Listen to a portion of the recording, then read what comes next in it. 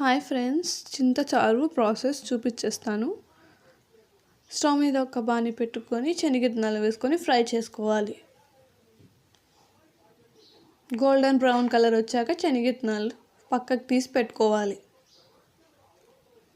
ఒక చిన్న బాణీ పెట్టుకొని కొంచెం జీలకర్ర వేసుకొని కొంచెం కరివేపాకు వేసుకొని బాగా ఫ్రై అవ్వనివ్వాలి.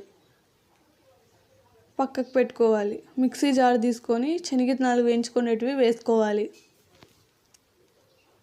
తెల్లగడ్డ ఒలుచుకునేది వేసుకోవాలి. కొంచెం బెల్లం చూపించినంత వేసుకోండి. కొంచెం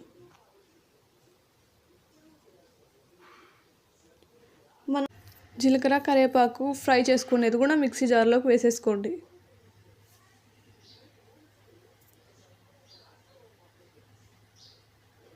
తగినంత సాల్ట్ వేసేయండి. రాళ్ళుప్పు, సాల్ట్ కాదు. 2 స్పూన్స్ కారం వేసుకోండి. కచ్చాపచ్చగా మిక్సీ జార్లో మిక్సీ చేయండి. నిమ్మకాయ కొంచెం తీసుకోవాలి. ఆ పౌడర్ చేసుకోండేది ఒక 4-5 స్పూన్స్ వేసుకోండి. మీ క్వాంటిటీ బట్టి వేసుకోండి. చింతపండు రసం పిసుక్కోండేది వేసేసుకోండి.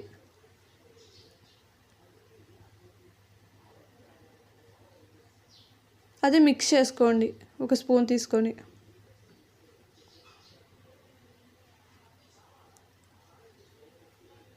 మీ క్వాంటిటీ బట్టి మీకు ఎన్ని కావాలో అన్ని వాటర్ వేసుకోండి. ఆ పొడికి తగ్గట్టుగా కొంచెం కరివేపాకు వేసుకోండి. కొత్తిమీర చిన్న చిన్న కట్ చేసుకునేది. తర్వాతకి ఒక బాణీ పెట్టుకొని ఆయిల్ వేసుకోండి. ఆయిల్ హీట్ అయ్యాక ఆవాలు వేసుకోండి. ఆవాలు చిట్టపట్టలాడాలి.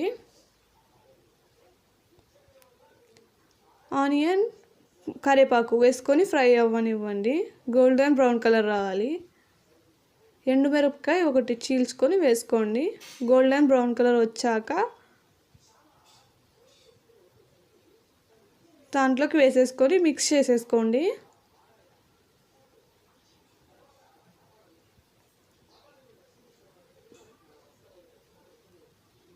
మిక్స్ చేసుకున్నాక తెరలేదాకా చూసుకుంటూ ఉండండి. ఒక 5 మినిట్స్ తెరిలితే సరిపోతుంది.